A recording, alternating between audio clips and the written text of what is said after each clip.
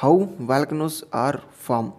అసలు ఈ అగ్నిపర్వతాలు ఎలా ఏర్పడతాయి, లావా ఎలా ఏర్పడుతుంది, దానివల్ల వచ్చే ఇంపాక్ట్ ఎలా ఉంటుంది, అండ్ అగ్నిపర్వతాలలో రకాలేంటి, ఇవన్నీ ఈ వీడియోలో కవర్ చేద్దాం. So get ready to explore about volcanoes. అసలు ఈ వాల్కనోస్ అనేవి గ్రహం లాంటి పెద్ద ద్రవ్యరాశి గల ఖగోళ వస్తువు పై పెంకులో ఏర్పడే చీలిక. ఇది వికీపీడియా డెఫినేషన్. బట్ మనం కొంచెం అర్థమయ్యే విధంగా డిఫైన్ చేద్దాం. సింపుల్గా ఒక అగ్నిపర్వతం అంటే భూమి యొక్క ఉపరితలంలో ఏర్పడే ఒక చీలిక విత్ హాట్ లావా.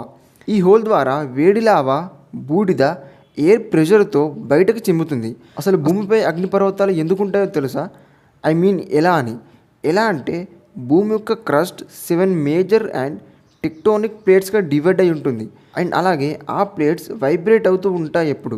అలా టెక్టోనిక్ ప్లేట్స్ ఒకదానితో ఒకటి దూరంగా మూవ్ అయినప్పుడు అగ్నిపర్వతాలు అనేవి ఏర్పడతాయి. వీటిలో ఎక్కువ అగ్నిపర్వతాలు సముద్రంలోనే ఉంటాయి. So this is the basic information about volcanoes. But దీనిలో లావా ఎలా క్రియేట్ అవుతుంది, అండ్ ఆ క్రియేట్ అయిన లావా అనేది ఎలా బయటకు చిమ్ముతుంది? మనకు తెలుసు, భూమి లోపల కొన్ని లేయర్స్ ఉంటాయి. మనం ఒక్కో లేయర్ లోపలికి పోయే కొద్దీ టెంపరేచర్ అనేది విపరీతంగా పెరుగుతూ పోతుంది. భూమి లోపల ఉన్న ఎక్స్ట్రీమ్ హీట్ వల్ల లోపల ఉన్న రాక్స్ అనేవి స్లోగా మెల్ట్ అయిపోతాయి, ఒక చిక్కటి లిక్విడ్ లాగా. దాన్నే మాగ్మా అంటారు. సో ఇది భూమి లోపల దాని చుట్టూ ఉన్న మ్యాటర్ కన్నా చాలా లైట్ వెయిట్గా ఉంటుంది. ఆ లైట్ వెయిట్ మాగ్మా అనేది స్లోగా పైకి వెళ్ళి మ్యాగ్మా ఛాంబర్స్లో కలెక్ట్ అయి ఉంటుంది. అండ్ అలా కలెక్ట్ అయిన మాగ్మా అగ్నిపర్వతాల పగుళ్ళ నుంచి పైకి పుష్ చేయబడుతుంది సర్ఫేస్ పైకి. అలా లావాలాగా మారిన మాగ్మా పైకి చిమ్ముతుంది. సో ఇదే అగ్నిపర్వతంలో జరిగే బేసిక్ ప్రాసెస్. అయితే అగ్నిపర్వతాలలో కొన్ని మాత్రమే పైకి ఎక్స్ప్లోడ్ అవుతాయి, కొన్ని మాత్రం ఎక్స్ప్లోడ్ అవ్వవు.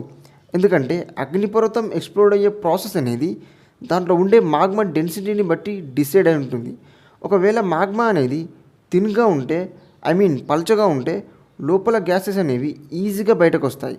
ఇలాంటి అగ్నిపర్వతం ఎక్స్ప్లోడ్ అయినప్పుడు లావా అనేది ఆ అగ్నిపర్వతం బయటకు ఫ్లో అవుతూ వెళ్తుంది. దీంట్లో నుంచి వచ్చే లావా స్లోగా ఫ్లో అవుతుంది. సో దీనివల్ల ఎక్కువ మంది హ్యూమన్స్కి అంత ప్రమాదం ఏం లేదు, ఎందుకంటే ఎస్కేప్ అవ్వడానికి టైం దొరుకుతుంది కాబట్టి. ఒకవేళ మాగ్మా అనేది థిక్గా ఉంటే, అదే ఒత్తుగా ఉంటే గ్యాసెస్ అనేవి అంత ఈజీగా బయటకు వెళ్ళలేవు. అలా ఈజీగా బయటకు రాలేవు కాబట్టి అక్కడ ప్రెషర్ అనేది బిల్డ్ అవుతుంది. దాంతో లావా అనేది ఎక్స్ప్లోడ్ అవుతుంది. ఒక example Washington's mount ST Helens. ఇలాంటి అగ్నిపర్వతాల్లో మాగ్మా బ్లాస్ట్ అయి, అదే లావా బ్లాస్ట్ అయి చిన్న చిన్న పీసెస్గా ఎయిర్లో డివైడ్ అయిపోతాయి. ఆ చిన్న చిన్న పీసెస్ని టెఫ్రా అని అంటారు. సో అండ్ ఈ టెఫ్రా అనేది టీనీ గ్యాస్ పార్టికల్ నుండి పెద్దగా బిల్డ్ అయిపోతాయి. అండ్ ఇలా ఎక్స్ప్లోడ్ అయ్యే అగ్నిపర్వతాలు చాలా డేంజర్ అండ్ డెడ్లీ. ఈ అగ్నిపర్వతాల నుంచి లావా అనేది బ్లాస్ట్ అయి హాట్ టెఫ్రా క్లౌడ్స్ లాగా బయటకు వస్తాయి. క్లౌడ్స్ కిందికి మౌంటైన్ సైడ్ వెళ్తే ప్రతిదాన్ని డిస్ట్రాయ్ చేస్తూ పోతుంది. అండ్ ఆ బూడిద ఆకాశంలోకి వెళ్ళి స్నోలాగా మళ్ళీ ఎర్త్ మీదకే వస్తుంది.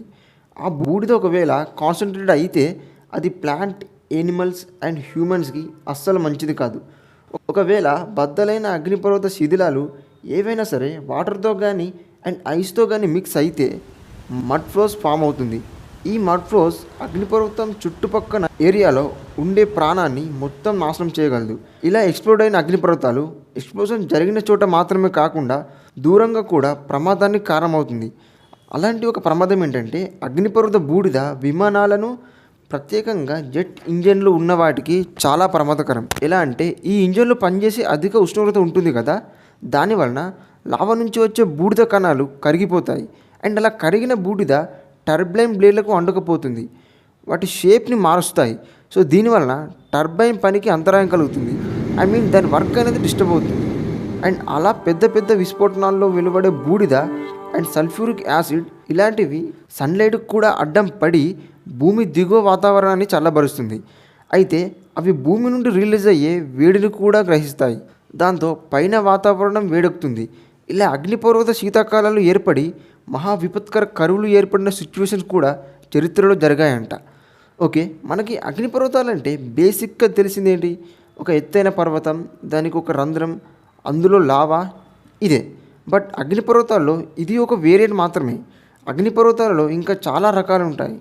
షీల్డ్ అగ్నిపర్వతాలు, షీల్డ్ వాల్కనోస్. తక్కువ విస్కోసిటీతో ఉండే లావా విస్ఫోటనం చెందినప్పుడు షీల్డ్ అగ్నిపర్వతాలు ఏర్పడతాయి. ఈ లావా అగ్నిపర్వతం బీలం నుండి చాలా దూరం వరకు ప్రవహిస్తుంది. ఇవి పేలే లావా కాదు, తక్కువ చిక్కదనం ఉండే శీల ద్రవాల్లో చీలిక సాధారణంగా ఉంటుంది. కాబట్టి షీల్డ్ అగ్నిపర్వతాలు కండలపై కంటే ఎక్కువ సముద్రంలోనే ఉంటాయి. లావా గోపురాలు, లావా డోమ్స్. అధిక చిక్కదనం ఉండే లావా నెమ్మదిగా విస్ఫోటనం చెందినప్పుడు లావా గోపురాలు అనేవి ఏర్పడతాయి. మౌంట్ సెయింట్ హెలెన్స్ మాదిరిగా ఇవి మునుపటి అగ్నిపర్వత విస్ఫోటనం బీలం లోపల ఏర్పడవచ్చు. లాసెన్ పీక్ లాగా స్వతంత్రంగా కూడా ఏర్పడవచ్చు. క్రిప్టోడోమ్స్. చిక్కటి లావా పైకి చిమ్మినప్పుడు ఉపరితలం ఉబ్బి క్రిప్టోడోమ్స్ ఏర్పడతాయి. సెయింట్ హెలెన్స్ పర్వతం 1980లో విస్ఫోటనం చెందడం దీనికి ఒక ఉదాహరణ. అగ్నిపర్వత శంకువులు, వాల్కోనిక్ కోన్స్. స్కోరియా పైరోక్లాస్టిక్ల ముక్కలు ఎగజిమ్మినప్పుడు అగ్నిపర్వత శంకువులు లేదా సిండర్ శంకువులు ఏర్పడతాయి. ఇవి 30 నుండి 400 మీటర్ల ఎత్తులో శంకువు ఆకారంలో ఉన్న కొండను ఏర్పరుస్తాయి. ఇలాంటివి ఎక్కువగా ఒకసారిగా మాత్రమే విస్ఫోటనం చెందుతాయి. మిశ్రమ అగ్నిపర్వతాలు, స్ట్రాటో వాల్కనోస్. లావా ప్రవాహాలు ఇతర పదార్థాలు పొరలుగా పేరుకుపోయినప్పుడు ఏర్పడే పర్వతాలు ఇవి.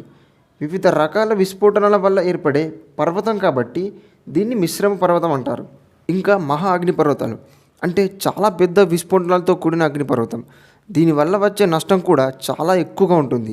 ఇంకా నీటి అడుగున అగ్నిపర్వతాలు, ఇవి సముద్రం లోపల ఉన్న సర్ఫేస్లో ఏర్పడతాయి.